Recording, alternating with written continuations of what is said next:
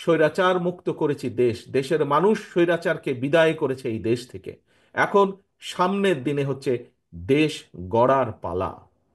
প্রিয় ভাই বোনেরা, বাংলাদেশে প্রায় 18-20 কোটি মানুষ। আমাদের দেশে বহু বহু মেধাবী ডাক্তার আছেন, বহু মেধাবী ইঞ্জিনিয়ার আছেন, বহু মেধাবী অন্য অন্য পেশার মেধাবী পেশার মানুষজন আছেন। বাট কিন্তু আমি মনে করি একজন রাজনৈতিক কর্মী হিসাবে, এই দেশের একজন সন্তান হিসেবে, বাংলাদেশের সন্তান হিসেবে আমি মনে করি আমাদের শুধু মেধা মেধাবী ডাক্তার বা ইঞ্জিনিয়ার বা আর্কিটেক্ট থাকলেই চলবে না। আগামী দিনে আমাদেরকে অবশ্যই মেধাবী অর্থাৎ প্রফেশনাল খেলোয়াড় তৈরি করতে হবে। যা তৈরি করতে হবে আমাদের ভবিষ্যৎ প্রজন্ম, তাদের ভেতর থেকে। আমাদেরকে আগামী দিনে ভালো সাংস্কৃতিক ব্যক্তিত্ব তৈরি করতে হবে, এবং চা যদি তৈরি করতে হয় আমাদেরকে সেই পরিকল্পনা গ্রহণ করতে হবে।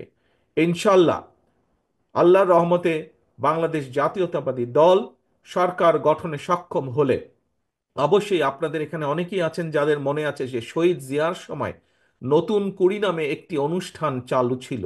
একটি অনুষ্ঠান হতো নতুন কুড়ি নামে। সেই নতুন কুড়ি অনুষ্ঠানের লক্ষ্য ছিল যে বাংলাদেশের যারা ভবিষ্যৎ প্রজন্ম, তাদের ভেতর থেকে ভালো খেলোয়াড় হোক, ভালো সাংস্কৃতিক কর্মী হোক, ভালো বক্তা হোক, আহ, ভালো আর্টিস্ট হোক, এই প্রতিভাবান মানুষগুলোকে বের করে নিয়ে আসা। আগামী দিনে আমাদের লক্ষ্য থাকবে, উদ্দেশ্য থাকবে, আমাদের পরিকল্পনা থাকবে। যে পরিকল্পনা আমরা নিয়েছি, এই দেশের মাটি থেকে, এই দেশের সন্তানদের ভেতর থেকে আমরা ভালো খেলোয়াড় বের করে নিয়ে আসব। যে সকল খেলা, প্রায় 10-12টি খেলা, যেই খেলাগুলো বাংলাদেশের মাটিতে বাংলাদেশের মানুষের কাছে জনপ্রিয়, একই সাথে যেই খেলাগুলো আন্তর্জাতিক পর্যায়েও জনপ্রিয়, এরকম 8-10টি খেলাকে আমরা বাছাই করব। এবং বাছাই করার মাধ্যমে এই দেশের মানুষের ভেতর থেকে, দেশের সন্তানদের ভেতর থেকে আমরা বের করে নিয়ে আসার চেষ্টা করব কারা সেই খেলাগুলোতে ভালো করতে পারবে।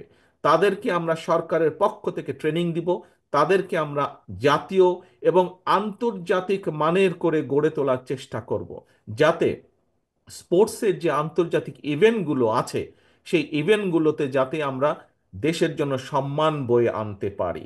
পরিকল্পনা নিয়ে আমরা ধীরে ধীরে দেশের জন্য ভালো খেলোয়াড় গড়ে তুলব।